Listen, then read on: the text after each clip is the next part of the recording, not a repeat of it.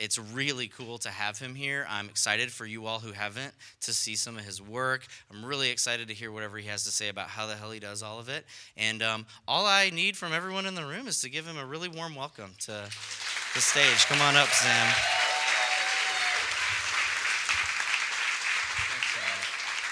Thank you, sir. Thanks to everyone from Creative Mornings. Colin's awesome. I said I want a kiddie pool, and he got a kiddie pool. So I don't know how we do that since it's raining, but I trust you'll figure it out. It's going to stop raining. Yeah, great. So do that. But no, thanks to all the staff. You've been amazing. And thanks Center 615, Grand Palace, my boys up there, and my mom is in the house, and some friends. This is awesome.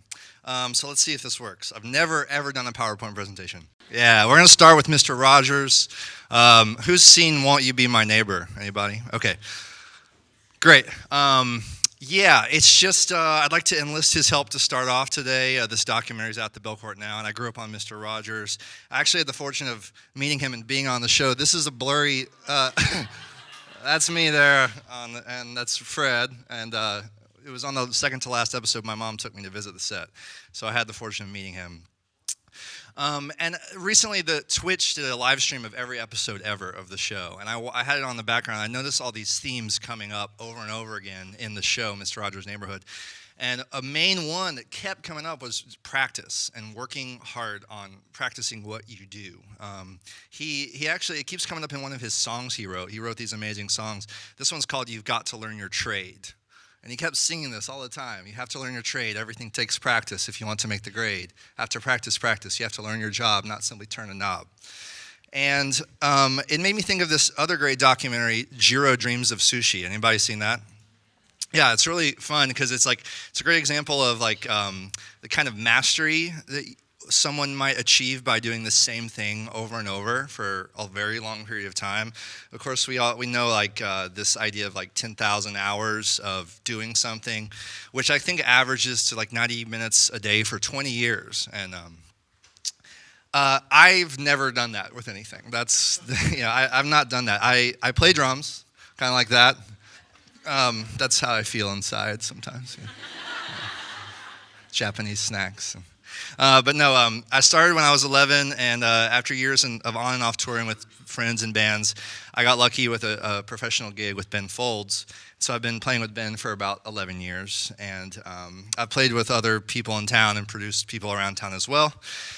So I play drums. I also do visual art, and I started when I was really young. I always cartooned and drew. And in high school, Caitlin remember some of these, some of my high school posters for events around school. And those are the first posters I ever did. And then later, I ended up designing posters professionally, and those are a few of my film posters that I've done for indie distributors.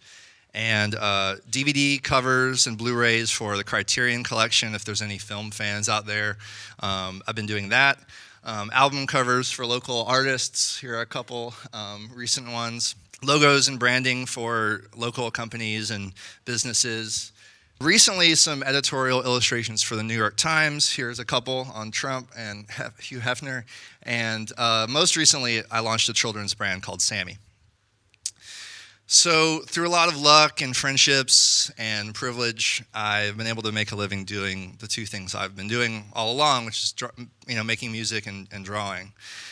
But I don't practice drums very often. I don't play every day. Meanwhile, many of musicians I know and love, they've practiced every day and they've achieved this level of mastery. I just want to watch Hideaki Amori for a second. One of my bandmates for a while. This guy practices every morning and has his whole life, and this is what you get when you do that. And I'm just kind of trying to keep up with him in the background in this case. But I had to give a shout out to Hideaki. And while I've developed a much closer relationship with my sketchbook over the years, and I'm proud of that, I don't draw every day. And, that's kind of strange, but maybe some of y'all relate to that. I'd like to, but I don't. I do all these other different things. I do so many different things. I juggle a lot of random things. I write about film sometimes. I host this poster design history podcast called The Poster Boys. I did a soundtrack radio show on WXNA for about a year and a half. I co-founded and play in a 90s tribute group called My So-Called Band.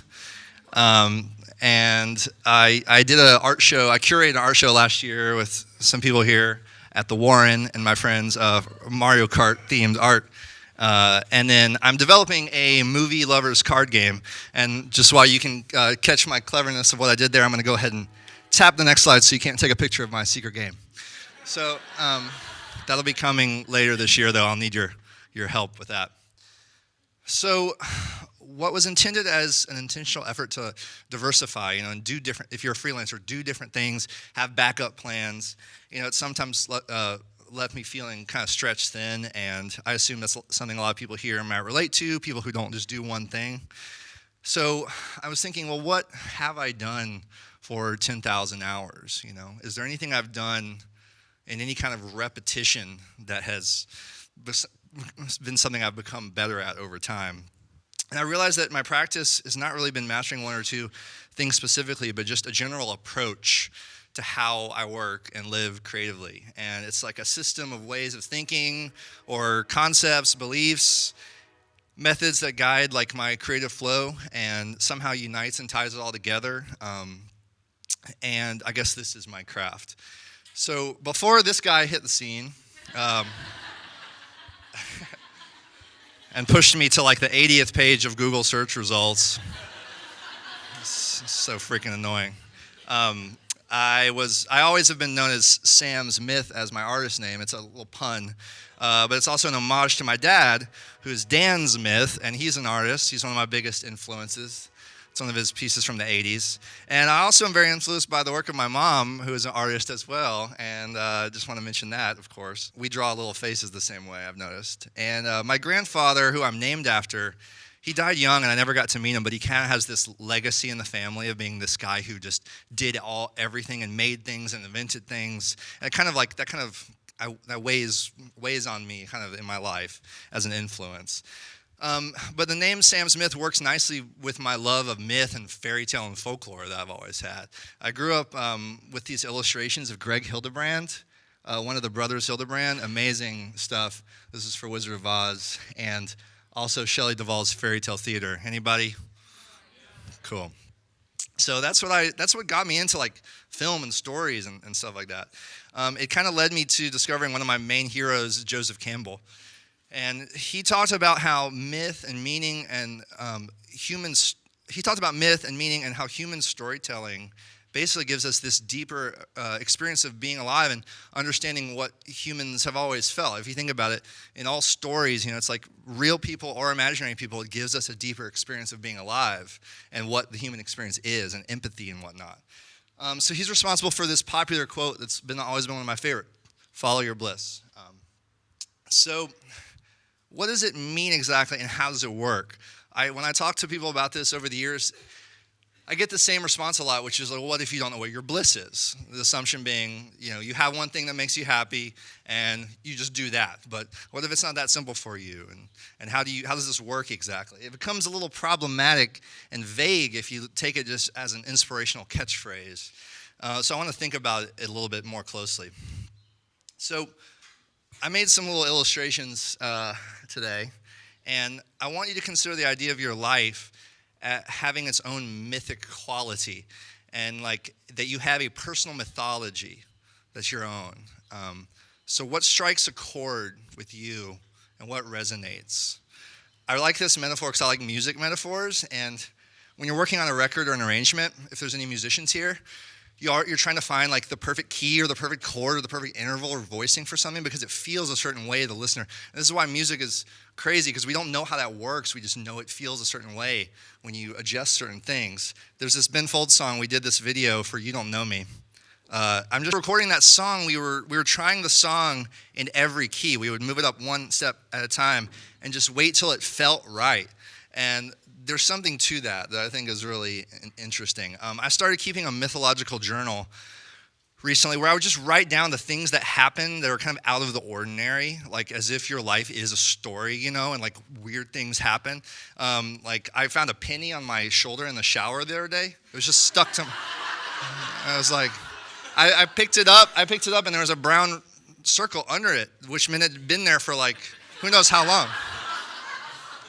Like that's weird. I don't know what the significance of it is. I'm gonna put it in my mythological journal, So what feels meaningful and what feels significant in your life, like the things that happen, not like deep, profound, life-changing moments, but like little tiny things. Your dreams are a great way to tap into your personal mythology. I've found, and the more you kind of practice doing that or remembering your dreams, I did this series called Drawing Your Dreams. I would draw one dream every morning that I could remember, and the more you do it, the more you remember them. So it becomes a practice. I should say, I just want to interject that it's a privilege. It's all of our privilege to be able to think of life in this way. And I think as artists, we have to bring a responsibility of intention to our work, and hopefully make the world a better place. As artists, we don't really know how to make the world, it's not measurable if we're making the world a better place, but we have to kind of hope it does. And I do think that any human being in any situation might have this inner mythological life that I'm talking about like a way that guides them through their life of what to do, And so this is today just how it's played out for me a little bit. This is a huge part of it, input, output. I think about this all the time. There's some balance between input and output. We have all these obsessions in our collections and our interests and the things we love, and this is all the input we take in all the time. And this is our connection to our personal mythology, the things we love, and why do we love them. Like, here are all the things I'm extremely passionate about. And not just like my interests, but each one of these things I don't believe that anyone could like them more than I do. It's like, and do you have those things? I make a list of them sometime, and it's just kind of interesting to connect with those things. Think about why you love the things you do. So I enjoy curating and collecting and taking things in. Sometimes I feel like I'm better suited to that than creating things and the output. Input is looking and listening to yourself, listening to the world, looking at the world, being curious about the world, observing the world. I find it very easy to do that. Not just your interests, but what intrigues and calls you to learn more about the world and about humans, on a deeper level. For me, it's a lot of things that probably are true for you too. Music, art, graphic design. Film is a huge one for me. Architecture. People, that's my grandma.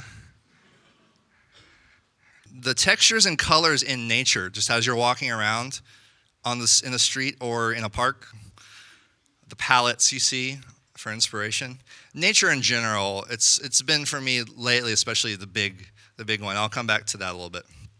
But these things, we can observe all these things, and if we do, we prevent them from just slipping by unnoticed, because so much can slip by unnoticed. But I think the more you give attention to these things, they somehow stick in your brain, integrate into your work and your life. It seems to be some meaning in them being seen. And the more you look at the world, the more it reveals itself to you. That's what I've found lately. So observing the world becomes a practice in and of itself. This is from a piece I did at a show I just did in Japan that's about the history of the universe, but almost like a metaphor for your personal creation. It's called Creation. So we take in a lot, especially when we're really looking and we're observing the world artistically. And all these periods of input with no output, that can be very scary and strange. For me, there have been long periods of input where I'm not giving much output, and it's very hard sometimes because it's scary. I remember this period I was touring for a while, and yeah, I was playing drums every night and creating that way. But I was having all these other ideas, and they were just piling up. I felt in my mind, I'm like, when am I going to do all these things? And you just kind of have to assume it's all going to come out at some point, even if it's not flowing in the moment. So it's helpful to think of creativity as seasons. Like, the earth creates and rests in seasons. And so, I feel we're probably the same thing because we're all part of Earth. Joe Marx Brothers, my favorite band ever, and this album cover and this album are a great example of personal mythology if you listen to these lyrics. So during the times of output, these times of rest, it feels scary, it feels depressing. It seems like things should be flowing, but they're not. Do you guys know what I'm talking about? Okay. Like you've done something wrong almost. Like, why isn't it working? There's periods of disappointment. As I grow older, things don't just magically work out like they used to. Everyone said things just magically work out for me, and it's happening less and less. But I'm thinking maybe I'm taking that for granted in some way, and you have to be kind of continually aware and witness to this process of appreciating the opportunities on a more minute and precise scale. So what do we do in the unknown? The unknown is where it's at. That's what I want you to hear about this slide. It's scary, but it's where it's at. I've really found it's where it's at. There's so much we can do in this place. I'm going to go even deeper to the cosmic ocean. And what I mean by this is whatever your system of spirituality is, for me, it's like the cosmos and just the world and nature. If you do meditation and yoga, that's really good because it puts you in your body and it takes you out of your brain and it reminds you just like a living thing like everything else. And it's kind of a nice way to get out of your head. So whatever your connection is to the larger thing, that's something you can always go to. Carl Sagan said that quote, the cosmic ocean. He said, the surface of the earth is the shore of the cosmic ocean. On this shore, we've learned most of what we know. Recently, we've waded a little way out, maybe ankle deep, and the water seems inviting. Some part of our being knows this is where we come from. We long to return, and we can, because the cosmos is also within us. So return to yourself, and by this I mean a few things. Return to the way you were. This is something I've been thinking about. I feel I'm part of the last generation to grow up before the internet. So there's a different way that's a whole different way of living, and we have that in our experience, and I feel I need to return to that often, and that means just maybe less internet, but also the way you were and the things you loved, like the music you loved and the stuff you used to love. We listen to so much music, at least I do, and new stuff is always coming. And I've found that if you go back to the stuff you've always loved in your life, it's like maybe we don't do that enough. The more you do it, there's something reinforces when you do that. It reinforces yourself. I can't tell you how much work I got done one week when I just decided to work and listen to all my favorite music from high school and just kind of ingrain it a little more, and so much flowed out because it was I was with myself, that really helped. So your childhood self, and what did you love and connect with as a child? It's just important and fun to think about. This is the cool thing about Instagram is the Flashback Friday, Throwback Thursday thing, is it's like everyone is connecting with their childhood self for a minute. I think that's really cool. There's something good about that. So reflecting on the dreams you've always had, we feel pulled to do a lot of things that we don't get around to doing. We get busy and stuff, and this is very normal. And you don't remember the reasons why you didn't do certain things. It doesn't matter now what the reasons were. You don't even remember. I'm afraid to see a pie chart of how I spent my time in life. Especially when it comes to the internet. We can learn a lot by asking this big question, and it's a heavy question. What are the things that the universe was pointing you towards doing that you didn't do? So I'm going to say it again, and maybe you can think of something. What are the things the universe pointed you towards doing that you didn't do? Okay, so this is not like a should have situation. I don't want you to bring any judgment to it, but we can flip it, and I made a list of these things, and it was a long list. I was really surprised. It was wow.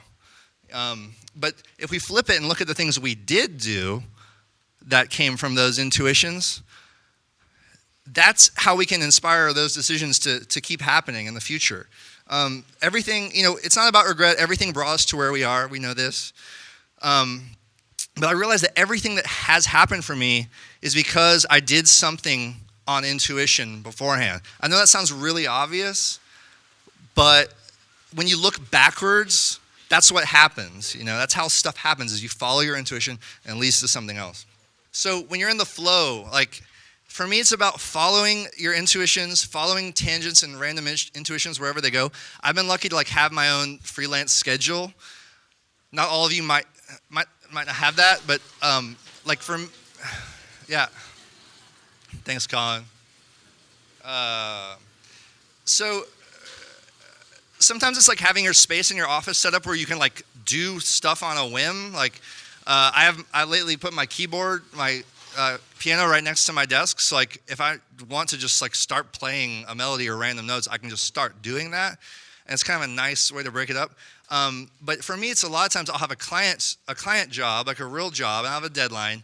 But for some reason, on a given afternoon, I will feel compelled to do something totally different, even though I should be doing the thing I'm supposed to be doing. And I've just decided to start doing those things, and it all works out somehow, usually. I mean, sometimes I'm very down to the wire. I'm currently very down to the wire on a lot of deadlines. But, like, you have this intuition to do something else, and it just feels right. Like, you know you need to do that. I don't know if anyone has experienced that. So putting off what you think what you're supposed to be doing for something that feels right. There's a couple examples of like how this has always worked out and led to stuff for me. Like there's a movie at the Belcourt called Cosmopolis that I was playing. I decided to do this design because it just like was in my mind. So I created it and I posted it on social media on my blog. And one of my clients, Criterion, who's always been like my dream client, I was working with them a lot at the time, and they saw this and it reminded them of a old poster for a Laurence Olivier film, Richard III.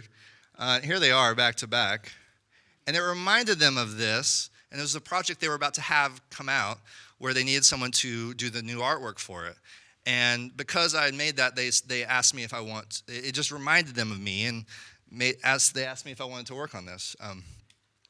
On a general note, like with the Belcourt, the movie posters I've started to do professionally, I started out just like pitching some ideas, self-initiated ideas, and kind of creating. I tell students when I talk to students that to create the work you want to have in your portfolio, if someone's not asking you or hiring you to do it, creating your own portfolio as if someone was hiring you to do all these things, so that it's like a nice way to think of manifestation. It's like a very practical way to think about manifestation. So these were the Belcourt early designs I did, and then here are some more of my later posters I was paid to do by Janus Films. It's the theatrical arm of Criterion. These I made just for fun, my favorite films of the decade. I love movies, so I created like a fictional magazine because it was just an exercise of creating a brand, using photography. There's no illustration, just photo, color, and type. And I wanted that to just be in my portfolio because I wanted to get work like this. But yeah, there's so many things I didn't do. It's really crazy. But it gives me the fire to respond a little differently to these intuitions going forward. I was in a ramen bar in Kyoto on my last trip to Japan after a long hike, and I sat down, exhausted. I had a cold beer, and this menu was on the table. And it says, once you decide to do something, don't waste any time before you do it. Colin's the GIF master. I had to include a GIF. Although he actually built all this, he made my entire PowerPoint display, so it's not a surprise. I was trying to surprise you. Oh, and Mr. Rogers has a song called Do It, by the way. You got to look it up. It's one of his best songs. It's great. So when the flow comes, it's time to focus. This is when the input pays off, all the input over the years, I think. And it's being ready, being rested, and like healthy, and being prepared for that. Tuning out the distractions. For me, that involves going back to the way I was, like I was saying. And also the internet. Mike Davis put it nicely when he said, less Facebook, more sketchbook. So how can we go back to follow your bliss and kind of tweak that a little bit? Let it help us a little more specifically. I came up with this, the Path of Bliss, and there's a little card, a print that Grand Palace made, and I want you to take it, I want you to color it in if you can. There's crayons. If you can get one when it's dry, or you can take home and use your own art supplies, and you can even hashtag it, the Path of Bliss, because I want to see what you bring to it. Um, and what this is about is basically more than just follow your bliss. I find that there's a path towards bliss that you can follow. Specifically, and I find you're either on it or off it. It's one or the other. And you always know if you're on it or off it. And I don't know if you guys are connecting with what I'm saying or not, but I'll give you a couple examples. What feels right in any given decision, not just your work, but throughout the day, What's the universe telling you to do? What serves you? You know when you're on the course, you feel it, you're in the flow. You just feel in the flow and everything's like flowing. It's because you're following that path, I think. And when we're not on it, it's okay because we're not on it most of the time. But you can move closer onto it by a series of little decisions, I find. Sometimes during the day, I'll make a decision that I know feels right, and literally something will happen as a result, like within 30 minutes or an hour, that I don't know would have happened if I had not made that decision.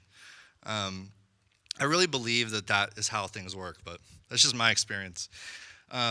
We don't know what our bliss actually is all the time, but we can follow this path, the path leading towards bliss. I think the path is bliss. I think there's no end result. It's just this process. That's the thing. The discernment of these ways to these decision points is hard to access at first, but once you start doing this, I think the discernment is really easy because you know what's correct, with your work or just through the day. You know what's correct and what's not. In my work, it's like with drumming, like you place the backbeat on a snare drum, and there's exactly on the backbeat, and then there's a whole microscopic scale of ahead of the backbeat and behind the backbeat. And every time you hit the drum in the song, it's a chance to tweak that a little bit. When I place type on a poster, you'll go in real deep and do microscopic adjustments of the type that no one would consciously notice, but it feels right to have it just a little bit more like this. And selecting a color like I've done for these illustrations in Slide, I would pick the palette in the little Photoshop thing and just keep going until it's exactly what felt right, the perfect blue-green that was not too saturated, but whatever, And we do this every day. Like, if you need a more practical access point, it's like what you wear every day. That's your personal mythology. Like what you all chose to wear today, It's like your expression of yourself. How to navigate the perfect back road route during Nashville traffic. It's like there's this whole story in yourself about how to do that better and better every time. And cooking, talk about a creative art, cooking. My God, I don't cook because I feel all my creative energies are used up with other things, but man, that is what I'm talking about. And if you don't cook, how to eat a sandwich in the perfect way. Like when you have a meal, do you know how there's an entire thing going on in your mind, unconsciously the whole time, or consciously, about how to choose each bite where it has the balance of everything you want in that bite, right? So this is what we do all the time throughout the day. I just like being aware of it because it's like give yourself a pat on the back, It's like an epic hero's journey every bite. Of course, Joseph Campbell explained all this. I didn't come up with all this. He goes on more to say that about invisible hands guiding you. That's what people talk about with God, right? You can think of it however you want. But if you do follow your bliss, you put yourself on a kind of track, and that has been there all the while waiting for you. And the life you ought to be living is the one you're living when you're on the track. And when you see that, you begin to meet people who are in your field of bliss, just like all you guys here, and they open doors to you. Follow your bliss, and don't be afraid, and doors will open where you didn't know they were going to be. So I want to end with Mr. Rogers again. I need some crowd participation now, because we're going to sing a song. All right, I'll start. So Mr. Rogers wrote a fancy version of a classic song, and we're going to start right here at this pitch. Adrian, help me out. Okay, so propel, propel, propel your craft gently down liquid solution. Ecstatically, ecstatically, ecstatically, ecstatically. Existence is but an illusion. Thanks, y'all.